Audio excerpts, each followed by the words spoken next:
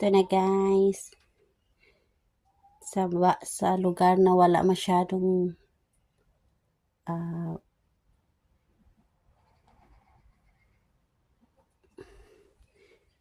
ganyan lang ang pag-pollinate sa mga lugar na wala masyadong bubuyog para magkaroon tayo ng bunga ng ampalaya. Ayan na yung ampalaya ko dito sa Norway. Maraming bunga. Pero kailangan ako ang mag-pollinate dahil mahina sa bubuyog. Nasa loob kasi sila ng greenhouse.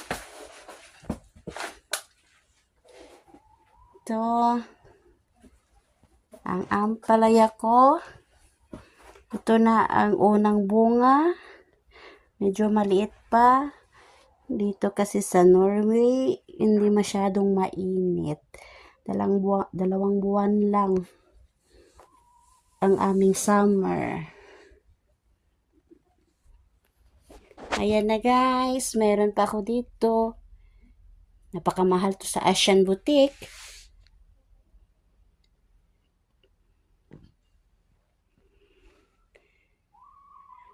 Ang tataba nila, wala naman ako masyadong ginamit na abono.